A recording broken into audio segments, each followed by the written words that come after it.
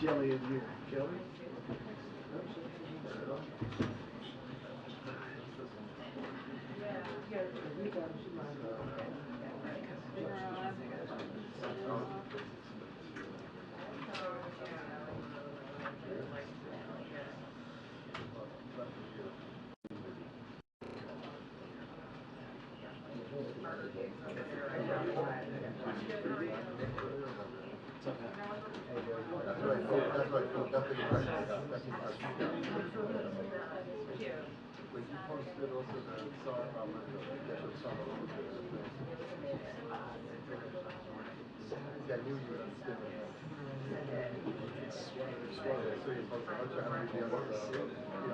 You were.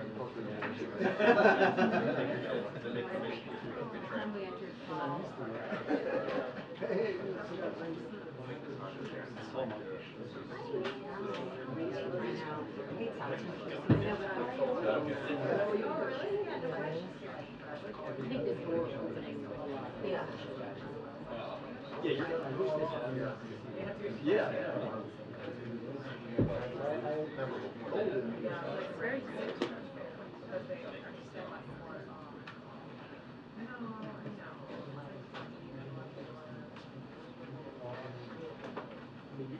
Oh, so when we get you just can't slide it. Good afternoon, everybody.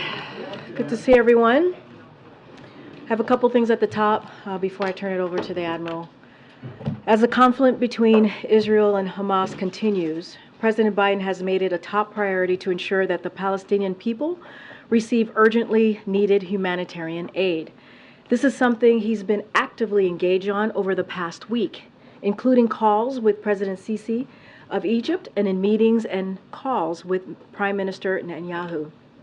We're glad to see the first convoys of humanitarian assistance over the weekend cross the border into Gaza and reach Palestinians in need. And we're grateful for partners involved in these efforts. It is important to keep Rafah crossing in operation and aid flowing without diversion from Hamas. Humanitarian assistance remains a critical and urgent need for Palestinians in Gaza. We know, and we understand this, that much more is needed, and this will remain a priority for us in the days and weeks ahead. I also wanted to say a few words about the supplemental request that we detailed to all of you on Friday. Under President Biden's leadership, we have rallied a global response to Putin's invasion of Ukraine and provided aid to Israel following Hamas's barbaric terrorist attack. We now need Congress to provide additional resources that will advance our national security and support our allies and partners in their fight against tyrants and terrorists.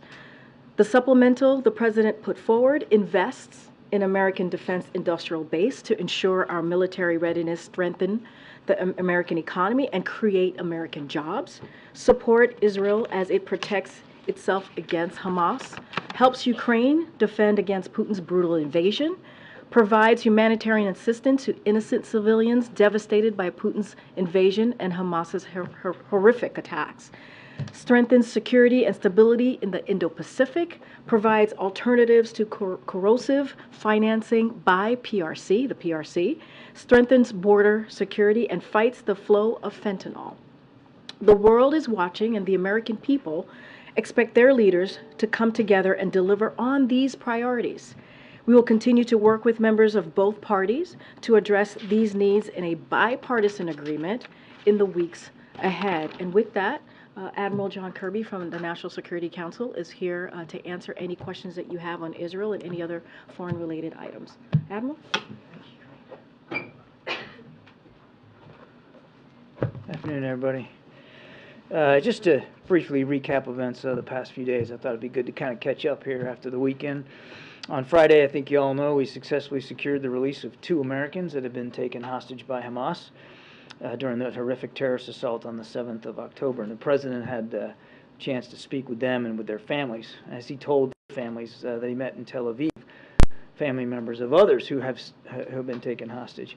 We have no higher priority than the safety of Americans that are being held around the world, and we're going to continue around the clock to see if we can get them home with their families where they belong. It is literally an hour-by-hour effort here at the White House and at the State Department to find out where these folks are and to try to make the effort to get them out and get them back. As Karine just spoke about, of course, first convoys over the weekend of humanitarian assistance across that border, and was able to reach Palestinians in need, and as she also said, we're going to continue those efforts going forward. It's important that the aid be sustainable, and that's what we're focused on.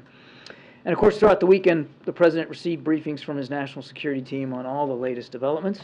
And yesterday, as you know, he convened calls with Prime Minister Netanyahu, His Holiness, Pope Francis, and then, of course, with the leaders of Canada, France, Germany, Italy, and the United Kingdom.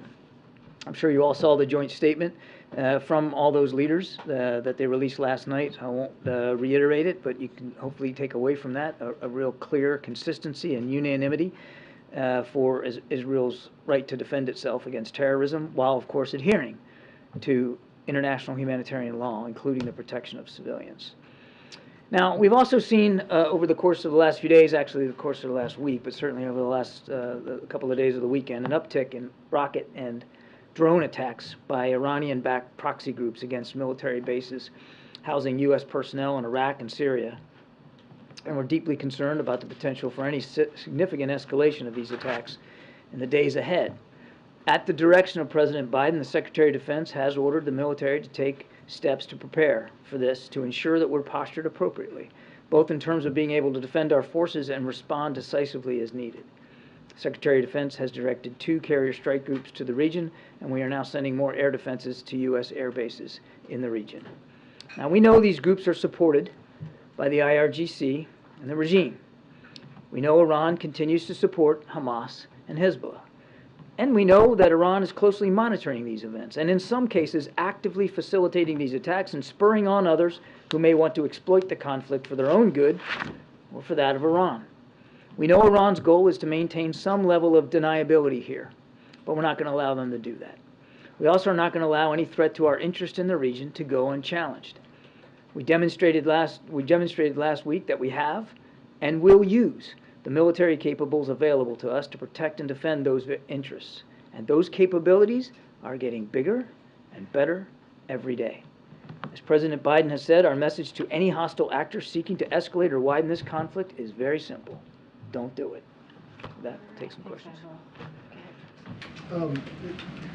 John, is it your view that the Israelis should begin their Gaza offensive whenever they feel ready? It's our view that the Israeli Defense Forces, Steve, need to decide for themselves how they're going to conduct operations. We're not in the business of dictating terms to them, and we're certainly not going to be in the business here from the White House of previewing any future operations one way or the other. That would be inappropriate. And then secondly, you said that Iran is actively facilitating these attacks. What are you seeing? What exactly are they doing? Oh, their support for these Iran-backed proxies is no secret. It's pretty open, and they've made no secret of it. Funding, resourcing in terms of providing the rockets and the munitions that they fire, training for some of these guys. I mean, there is a connection between these groups and the IRGC, a very direct connection. Go ahead, MJ. We have reported that the administration has been urging Israel to delay a ground invasion. Can you tell us whether other countries are making the same request? Is there a coordinated effort on that front? MJ, I won't speak for other nations and what communications they might be having with Israel. I can tell you, we have since the beginning of the conflict, in the early hours, maintained a level of communication with our Israeli counterparts to ascertain their intentions, their strategy, their aims, to see what their answers are to the kinds of tough questions that any military ought to be asking before you launch any kind of a major operation. Have you thought through the branches? Have you thought through the sequels? Have you thought through the unintended consequences? And so we are in active conversation with them about that. And John, we've seen a number of leaders travel to Israel or commit to traveling to Israel, of course the president himself. Is it your understanding that there would not be a ground invasion as long as there's a head of state in the country? That is a question for Israeli officials to speak to, MJ. Again, I just don't want to be in the position where I am speaking for the Israeli Defense Forces. And just another quick topic. Why is it that people currently are not able to leave Gaza right now? Do you have sort of an explanation as to why that humanitarian corridor for people to exit Gaza, why that isn't open? Is the obstacle Hamas? Is it the Egyptians? I think there's a lot of factors going into why there's no exit out. We're glad that stuff's going in, as Karine briefed y'all, but we still want to see safe passage out, and particularly for the several hundred American citizens that we know are in Gaza and want to leave. And Ambassador Satterfield is on the ground working this very, very hard. But there's a number of factors, and I think security, certainly Egyptian officials have spoken to this. I mean, there's they've got legitimate security concerns, and again, we just need to work through that. Admiral, can you tell us the latest on the status of hostages and the work to try to release additional hostages? Do you see a category of those being held who might be sort of the next available to be released if that were to take place? Can you give us a sense of what that picture looks like? I wish I could, Kelly. I really do. And these are all great questions, but unfortunately where we are right now in the process makes it impossible for us to publicly detail the efforts that are going on. We are grateful for all the help we got, and we got help getting those two Americans out, the mother and daughter, and we're glad that they're okay and they're going to be reunited with the families and come back home. But there's a bunch of others that aren't. Now, a small group we still think are Americans, and then there are dozens and dozens from other countries, and obviously Israel as well. And there's just a lot of effort going on, a lot of conversations and discussions with partners in the region, and I think it's just best if we don't detail that. Do we have more specificity on the number of Americans? It's floated from a handful to as many as 10. Anything more on that? I want to be careful here because the numbers, as you rightly said, have fluctuated since the last time I talked to you. Certainly now we're glad to know that the number is down by 2, obviously. But we still have about 10 unaccounted for Americans, and it's not exactly clear to us where those 10 people are. So I would still categorize it as about a handful. And I know that's not the specificity you want, but that's really as detailed as I think I should get today. One last issue. There's a dual national from Maryland, young man who went to serve in the IDF, who was killed in action. Can you speak to that situation, if the president has reached the family or has any intention to do that? Any particulars there? Well, we certainly offer our deepest condolences to the family. That's news no mom and dad ever want to get. I don't have any communication to speak to one way or the other, but again, our thoughts and prayers go to the family, sure. John, on a post-Hamas Gaza, if that were to happen, is there anything that you can share on what conversations the U.S. is having on what that post-Hamas Gaza would look like and who would run things? Really, that's going to be a conversation that Israeli officials, need to start having amongst themselves. And I think, again, without speaking for them, I don't think I'm going too far to say that the focus right now is on going after Hamas, where they are in Gaza, getting humanitarian assistance in, getting people out. That's where our focus is, and I know the focus of our Israeli counterparts is certainly on prosecuting these operations against Hamas. I think the issue of governance in Gaza certainly is not unimportant, but I wouldn't speak for the Israelis in terms of how deeply they're diving down into what that needs to look like. The U.S. is helping with that conversation, please? We have talked to the Israelis again about their aims and strategy, and that includes some of the long-term issues that are out ahead of them. But I think you can understand appropriately right now that the focus is on the operational picture. On the normalization process, can you say if Saudi Arabia has provided a list of requests for what it would like to see for those talks to start again between Saudi Arabia and Israel? I'm not tracking or aware of a specific threat. Now, you're talking post-October 7th. I'm not aware of some sort of new list or homework assignment that they've submitted. We still believe that those talks are important. We still want to pursue normalization. We understand that both in Israel and, of course, in Riyadh, there's a different focus right now. We get that. But we still believe there's great value in pursuing normalization, and we have every intention of keeping that going. Thank you, Admiral. What kinds of humanitarian aid would the U.S. like to see reaching the Palestinians before Israel launches a ground invasion? Can I bifurcate that question? Because I'm not going to sit here and assume that there's going to be some sort of a ground invasion, and I'm certainly not going to speak to hypothetical timing if there's going to be. Let's just talk about humanitarian assistance writ large. And you heard Karine, we are getting food, water, medicine in to Gaza, not enough. I mean, there's been, I think, 3 convoys, some little less than 60 trucks. That's a good start, but it is just a start. We want to see it keep going, and I think over coming days you're going to continue to see convoys of trucks getting in. But it's also, fuel is also an issue. We know you need fuel to run power generators in hospitals. You need fuel to run the pumps in the desalination facilities so that people can drink fresh, healthy water. So fuel is another thing that we're working on. But whether or not there is a ground invasion, do you view humanitarian aid getting there first as important?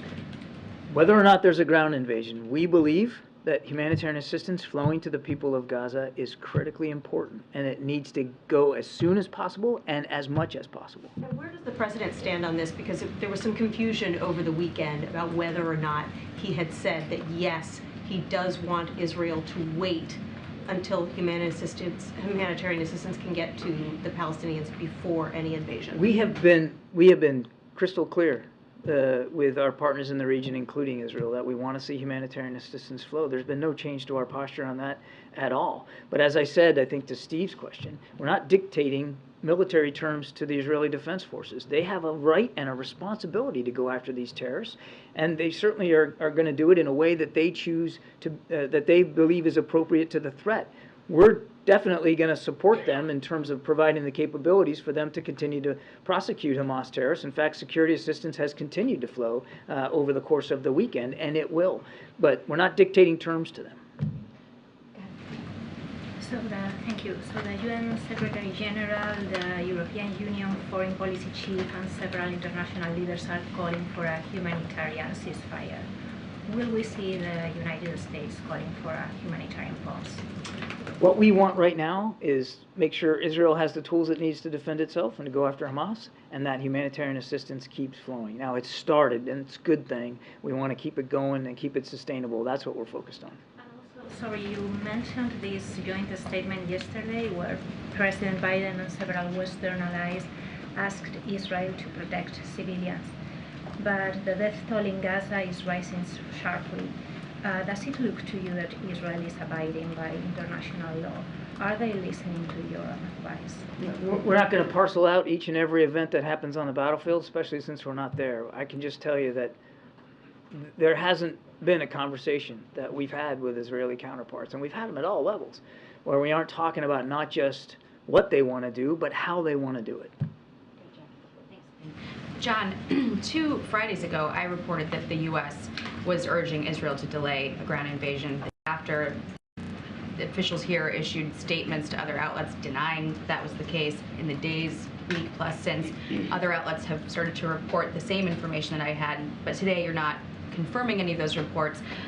My question is, aren't you at all concerned that if the U.S. is not clear with the public about what we are asking or suggesting to Israel that they do here, that that's going to complicate getting this aid package through Congress? I mean, you guys are asking for more than $105 billion, which a portion of this goes toward Israel. Are you concerned that not being clear with folks about what the U.S. is advising Israel to do will hamper support in Congress for this aid? We've been very clear and consistent about our support for Israel and their ability to defend themselves. Jackie, we've been very clear and consistent about the fact that we're going to keep providing security assistance so that they can do that. We've been clear and consistent about the need for humanitarian assistance to flow, and clear and consistent about our desire to get people out of Gaza as well as to get our hostages home. I think we've been very clear and consistent throughout, and that includes with members of Congress. And yes, we are going to need congressional support to continue to support Israel. We've got enough appropriations available to us for a while longer. Well, how long is that while is going to depend on the expenditure rate and the kinds of operations that they're conducting. So we desperately need Congress to act on this supplemental request. Well, you said you've been asking tough questions of the Israelis about their strategy here. Are you liking the answers that they're giving you? No, I'm not going to talk about the details of the conversations that we're having. Again, these have been clear and consistent conversations. Again, making sure that they have what they need, and that they are thinking through, that we are asking them what their answers are to the kinds of questions that any military ought to be asking itself as it conducts operations. But on the aid portion, how, for instance, are you going to convince people that this is not going to get into Hamas's hands when, for instance, we saw fraud with something like COVID relief money in the U.S. And we're now talking about securing an understanding with Hamas, a terror group, about how this humanitarian aid should be used. I mean, how can you convince people that that is going to be a worthwhile, necessary, and secure endeavor? We certainly share concerns about any diversion of humanitarian assistance for Hamas purposes. I mean, for instance, fuel's a good example. That we know that they need fuel to be able to electrify and to power up their tunnels, for instance. Keep the lights on. So we understand that. We're not blind to the potential concerns here over diversion, which is why Ambassador Satterfield is on the ground. His whole purpose is to make sure that that humanitarian assistance can get to the Palestinian people. We have seen no indications as of today that any of the trucks that Karine talked about, any of the material in those trucks, have been diverted to Hamas or been absconded by Hamas. That, in fact, every indication that we have is that it has, in fact, gone to the Palestinian people who are in desperate need for it. I would remind folks that we have trusted partners on the ground, humanitarian aid organizations, and of course the UN Relief Agency is on the ground, and they very much are taking a personal stake, a professional personal stake, in making sure that that aid is getting where it's needed. We're going to watch it. Obviously, we're going to watch this closely. We don't want to see Hamas benefit any more than anybody else does.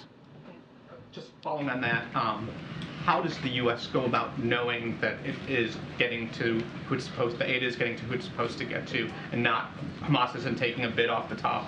And then second, could you confirm that the president has sent Lieutenant General James Glynn and some other folks to advise the Israelis?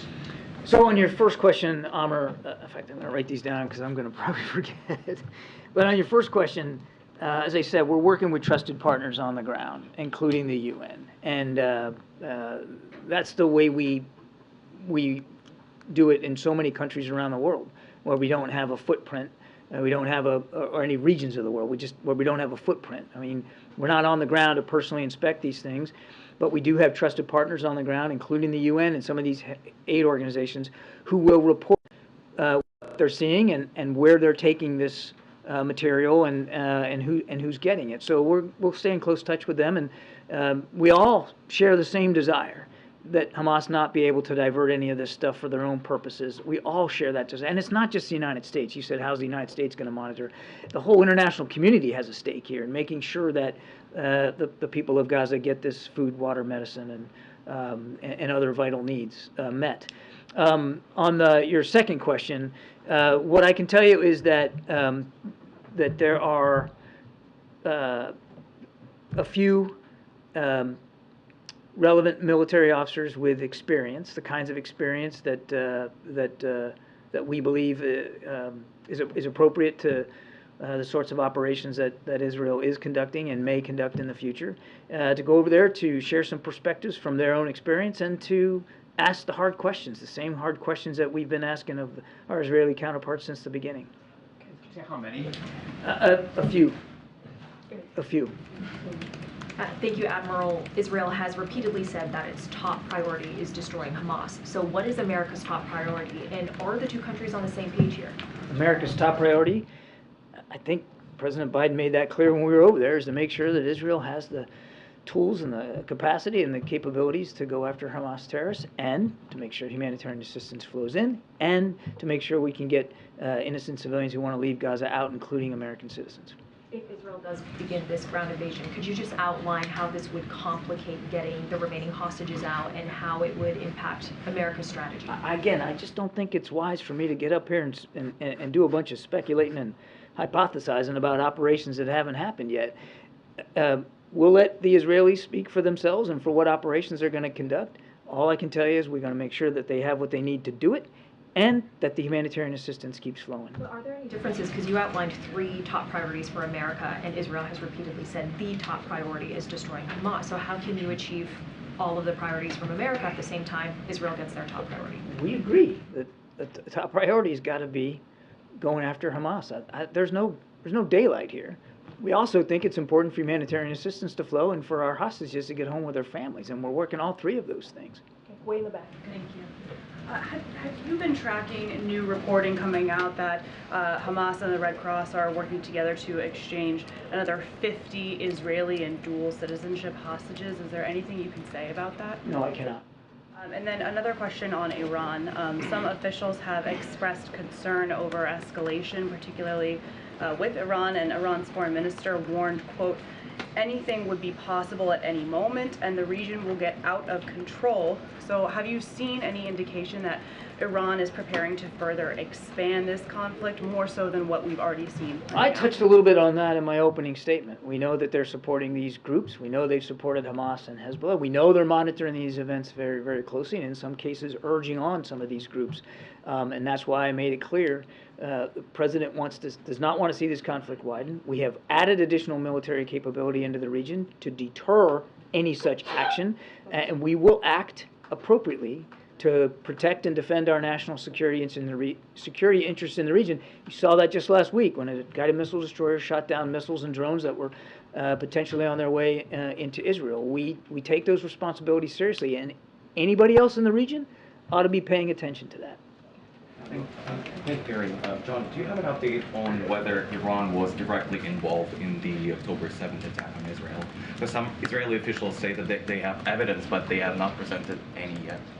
Yeah, I would say we're in the same place we were. We know there's complicity here by Iran. As I just said, they have been supporting Hamas for years, a couple of decades, and Hamas wouldn't be able to function or exist without Iran.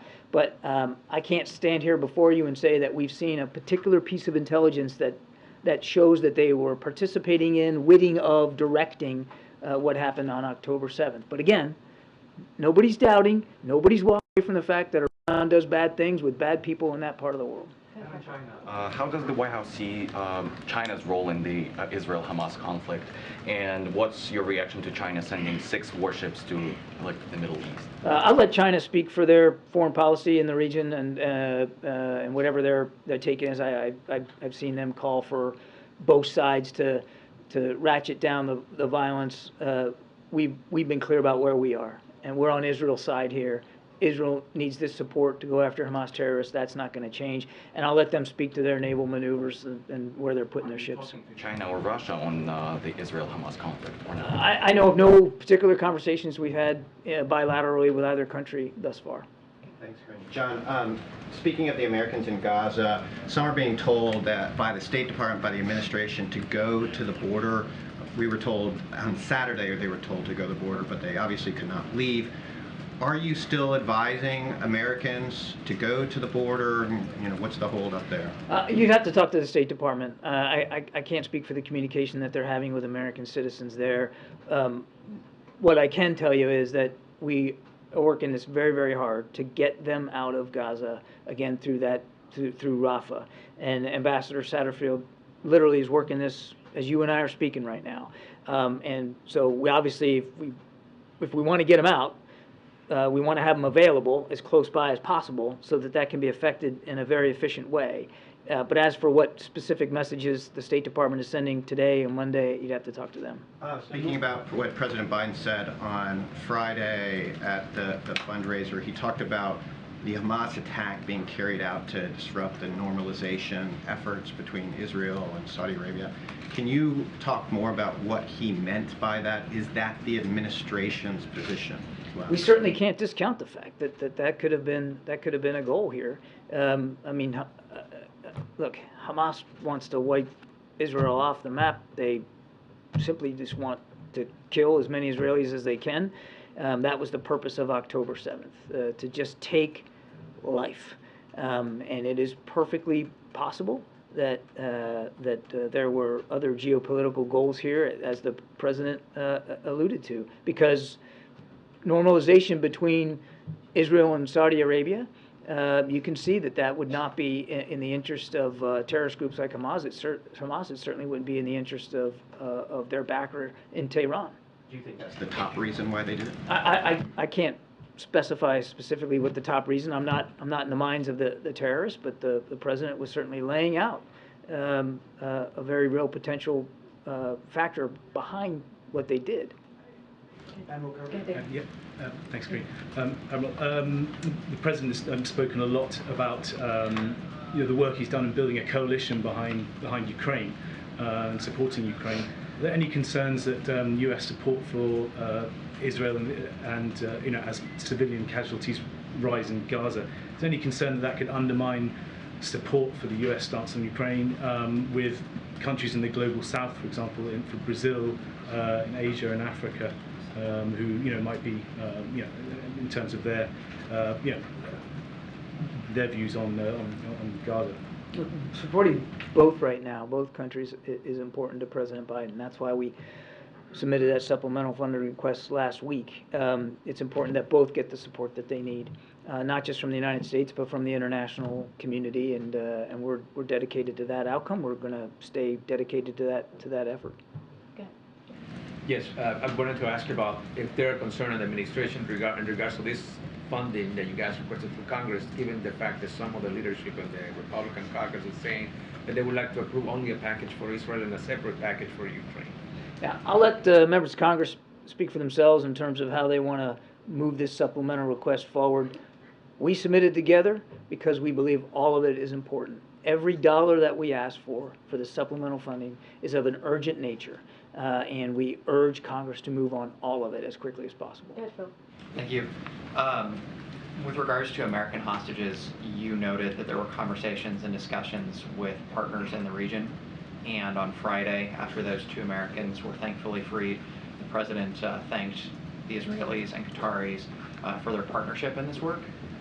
Are the Israelis or Qataris negotiating with Hamas on our behalf, and would the United States ever negotiate with Hamas in order to... I'm not going to go into any more detail about the discussion to get those Americans home. If I were to do that for you today, I might actually put at risk opportunities to get more people out, and I'm just not going to do that. Second question, then. There's been an uptick on the right among some Republicans who have called for students or foreign nationals who are demonstrating in some of these pro-Palestine demonstrations or allegedly pro-Hamas demonstrations to have their student visas pulled or to face deportation.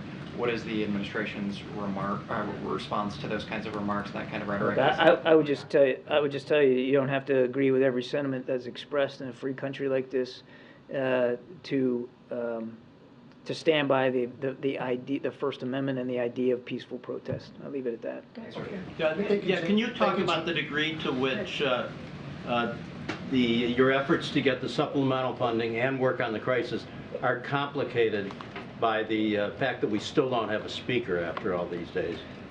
It would certainly be helpful to have a Speaker of the House. Procedurally, well, that's how you get new legislation to the floor. I'll let the House Republicans speak to their process and what they're doing. We know that there is significant bipartisan support for continuing to support Ukraine and continuing to support Israel. Both chambers, by the way. We know there's a lot of bipartisan support there. The president is urging Congress to act as soon as possible. Okay, a couple more. Go ahead. Thank you, Mr. John. We've seen that the Prime Minister Benjamin Netanyahu, in his last trip to northern Israel, is threatening the whole Lebanon if Hezbollah enters the war from the north front. But you know very well that the Lebanese people has no power over writing Hezbollah's decision if he wants to enter or not. Why want to pay the whole price if a militia group like Hezbollah don't listen to us, don't listen to the government, unless you're asking a civil war, unless we're asking for the Lebanese army to interfere and stop Hezbollah from doing so. So why we need to pay the whole price based on Hezbollah's action?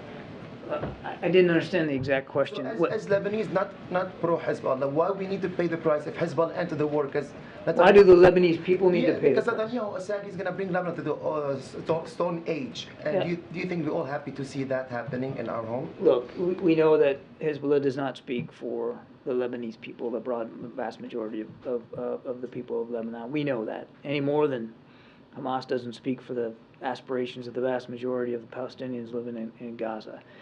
We have said from the very beginning, we don't want to see any actor try to take advantage of the situation to widen or deepen the conflict, and that certainly includes Hezbollah. And that's why the president has added additional military forces to the region, and more forces will be coming in days and weeks ahead to try to deter any actor from widening or deepening this conflict. I understand the question. I don't think at this stage it's helpful to speculate about something that hasn't happened and hopefully will not happen. What I can tell you is we know we have significant national security interests in the region, and we're going to work to protect and defend those interests with additional military capability. And any actor who's beginning to think about entering in and widening or deepening this conflict ought to take a look at how seriously we're taking our responsibilities. So adding more military, and so can we understand what is the job description for these two ships? Is it only to supply military aid for Israel, or also could be possible to enter the war if anything break in that region?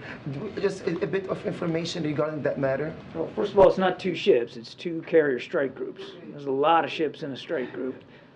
I can speak from experience on that one. And you got the Gerald R. Ford strike group that's in the Eastern Mediterranean. You saw Secretary of Defense Austin announce that the Eisenhower strike group, which is still crossing the Atlantic right now, will operate for a time in the Med, and then she's going to go on through and into the Central Command area of responsibility, the Middle East, the Gulf region. They are there for two purposes, and I'm going to say it again, and you're probably sick of me saying this, but it's true. One is to deter any other actor from widening, deepening this conflict, and two is to make sure that we are ready, poised, and able to protect and defend our national security interests in the region writ large. That's what they're there for. Okay, good, John.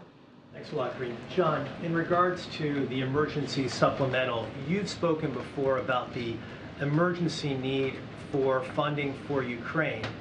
I was wondering if you can talk about what you see about the urgency for funding Israel, why that portion of the aid that you are requesting is so necessary right now.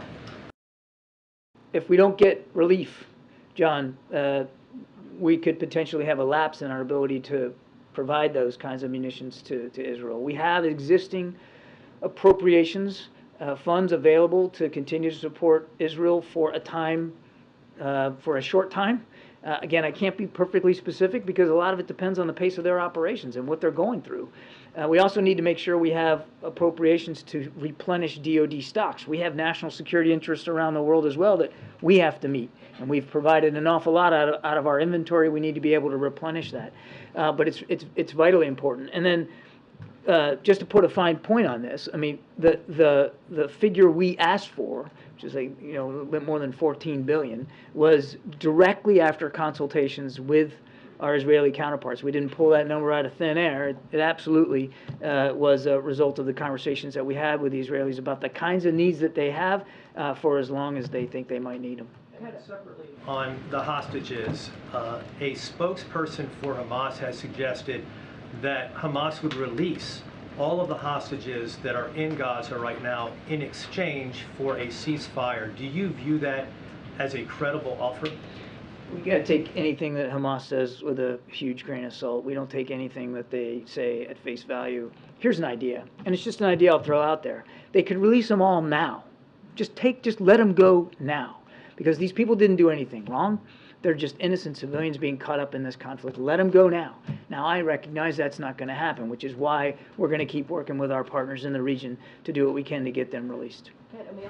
Thank you very much. John, can you confirm reports suggesting that Chinese Foreign Minister Wang Yi is planning to visit Washington this week? And I was wondering if you can tell us the objective of this meeting with Chinese Foreign Minister. There's been some discussions about some potential meetings with Wang Yi, maybe as soon as this week. But I think the State Department will have more to say about that later today. Also, on the Philippine incident with China, what message is the White House sending to China about the incident yesterday that happened between China and Philippines? I'm sorry, The vessel collision incident with the Philippines and China. What message are we sending to China? What do you say to China about this conflict? Well, so you're calling it a conflict. I'm not aware of a collision, so I'll have to go back to the team and get some more information. But just broadly speaking, we've been very clear about the intimidating, coercive, and frankly, in some cases, reckless behavior by the PLA air and maritime forces, as well as their so-called Coast Guard, in terms of bullying the navies and Coast Guards and fishing vessels of neighboring states. We've been very clear that's unacceptable. It needs to stop. But I can't tell you about the specific event because this is the first I've heard of it. All right, we've got to wrap it up. Go ahead in the back. John, you were talking in addition to the carrier strike groups that there'd be more forces in the days and weeks ahead. Can you outline what you were talking about, what that might look like? No. All right. I want to know how that would be consistent with the president's promise back in 2019 that he's getting out of the forever wars if you're adding more troops. This looks like the exact opposite. The whole reason we're sending that stuff over there is to prevent any widening or deepening of this particular war. It's all about deterrence. And you heard the Secretary of Defense talk. It's not just about naval forces. We're adding some air defense systems and some aircraft squadrons to the region as well. It's all about preventing war. It's all about preventing it. Can you give us a timeline of what that might look like? No. Oh, yeah. Thank you very much, Karine. There is no doubt that the U.S. is known for human rights values around the world. Don't you think the U.S. has delayed this time as far as human rights are concerned, what is happening in Palestine since day one? No. I couldn't disagree more with you, sir. Not at all. I mean, from the very beginning, early hours of this conflict, we made clear, not to our Israeli counterparts, but to the American people and people around the world, that we take the respect for innocent life seriously. And we have been talking about the law of war since the beginning. You can go back to the first statement that the president made after the attacks of October 7th and see it right there. It's been a part and parcel of every conversation that we've had.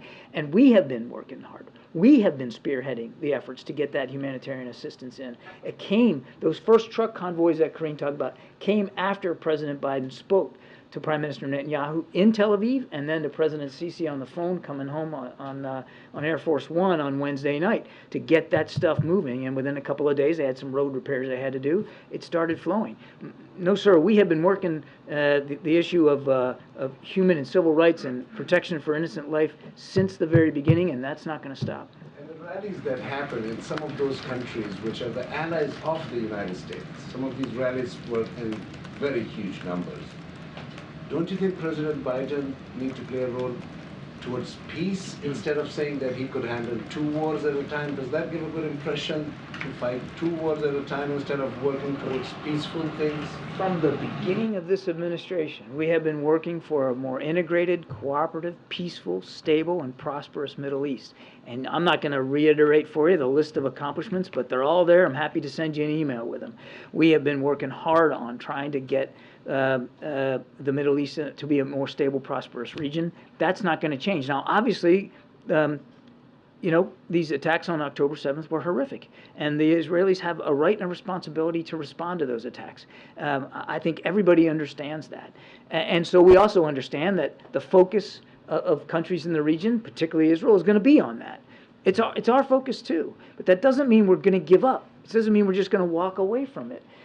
We still believe in the promise of a 2-state solution, and we're still going to continue to work for that. We still believe, as a matter of fact, key to eventually getting a 2-state solution is normalization between Israel and Saudi Arabia, and we're still going to work on that as well. Why is the president not focusing in these last couple of weeks on his agenda that was basically for a 2-nation theory? I feel like in the last 2 weeks this war has lowered what the president was aiming to bring normalization through 2 states, and that whole agenda seems like has been put down. I just told you, sir, there's no change in our desire to see a 2-state solution. There's absolutely no change in our efforts to try to get normalization between Israel and Saudi Arabia as a stepping stone to a 2-state solution. But we're not blind to reality. Right now, Israel's fighting to defend itself against Hamas terrorists, and we're trying to help them do that. Right now, the focus of the region is on what's going on. And right now, the president's focus appropriately, sir, is on trying to prevent and widen and deepen this conflict to deter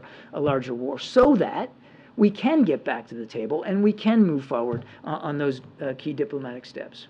Thank you. Admiral. Yes, ma'am. Appreciate it. Thank you. Thank you. Thank you. Try to keep John as long as we can. But the president's going to be starting his event pretty soon. If folks have any other additional questions, I'm happy to take them. Go ahead, Alma. Just on the state visit, was there any thought of postponing because of the war in the Middle East? And just more broadly, is there any concern that such a celebration come off as, I don't know, a little tone deaf, concerning all the suffering both in Israel and Gaza?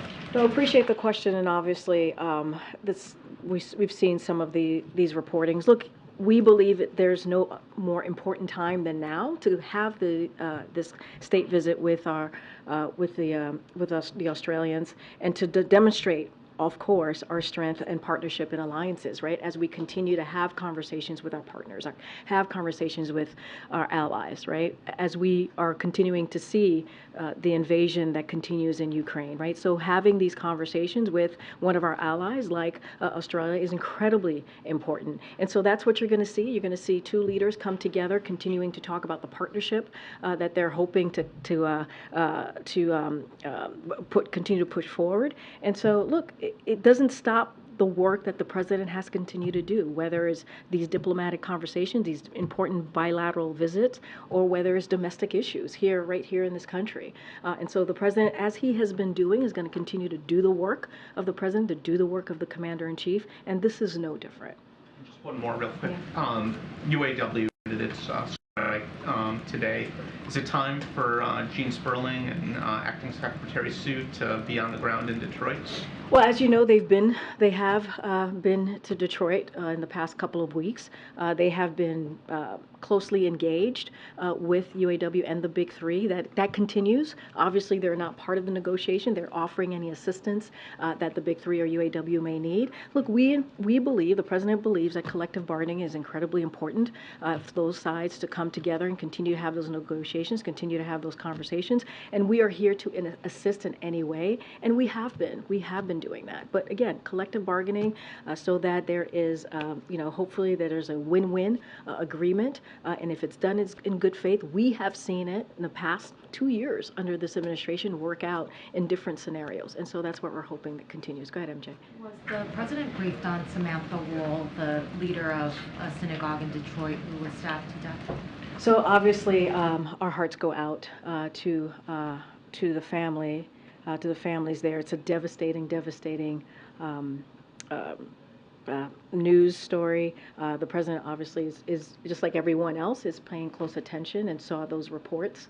I don't have anything else to add. Obviously, the investigation continues, and we are willing to assist in any way. I just don't have anything else beyond that. What is his level of concern right now about the potential rise of anti-Semitism in light of everything that's going on in Israel? So a couple of things.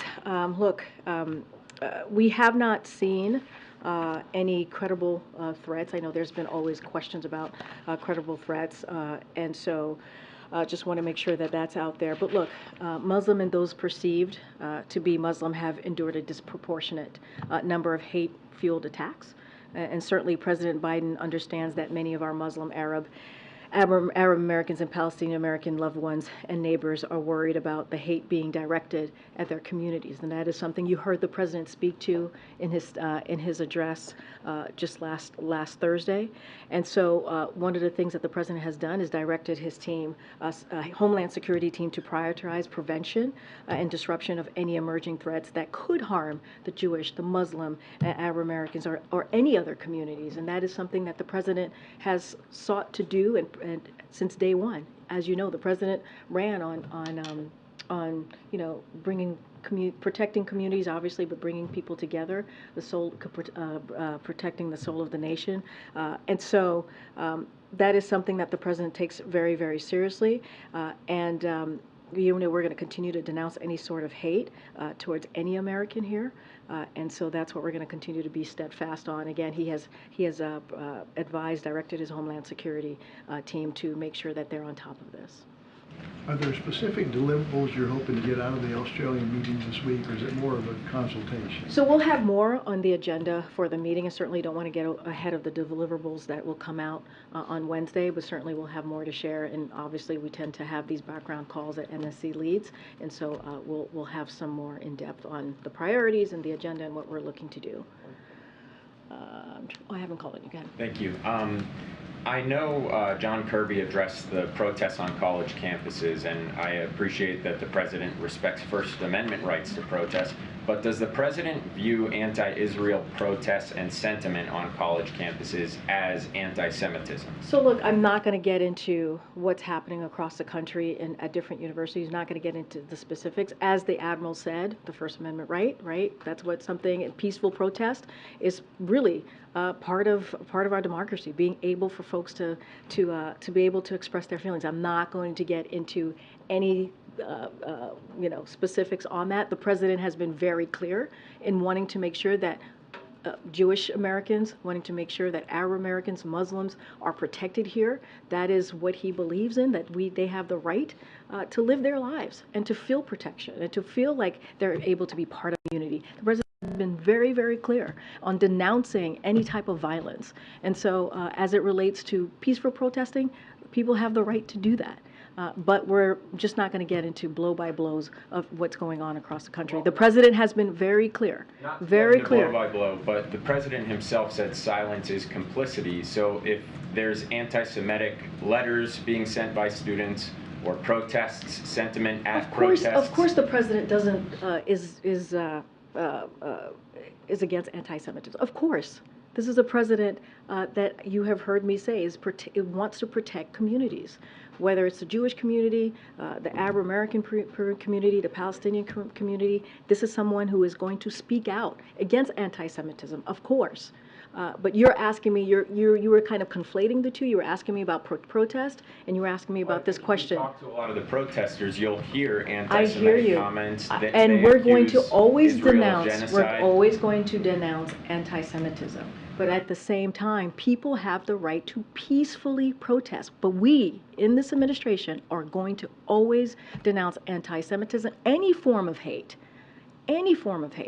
whether it's against the Jewish community, right? Anti-Semitism against the Muslim community, Arab American community, or the Palestinian. We are going to denounce any form of hate that comes towards those communities. As it relates to protests, peaceful protests, people have the right to do that. But this is an administration, obviously that's going to be very forceful and very clear about denouncing anti-Semitism. Go ahead, Phil. A new Harvard-Harris poll just came out, which showed that a slim majority, 51%, of 18 to 24-year-olds in the United States think that the violence in Israel can be justified by the grievance of Palestinians. I know that you've been unequivocal in saying that the president is going to denounce anti-Semitism, and he has.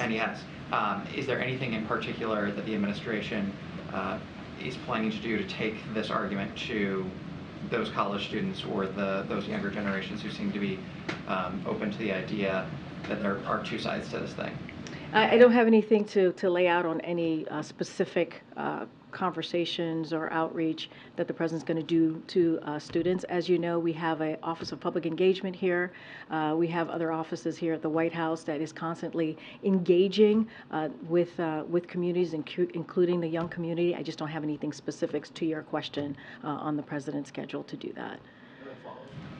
I'm going to see who I've not called on. Jackie, I've called on you. Go ahead, way in the back. Karine, when it comes to these different wars, Admiral Kirby made it clear, deterrence, right? Send these strike groups to the Mediterranean so that no one else gets involved.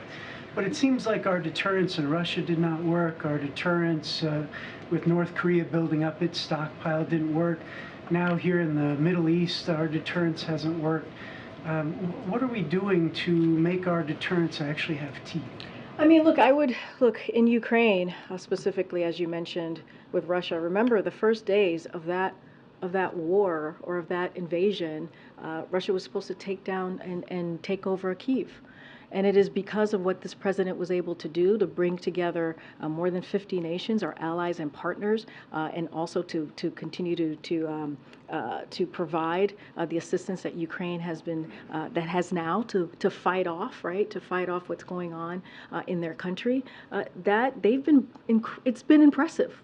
You've all reported how impressive that the Ukrainian people have been. And so that is going to continue.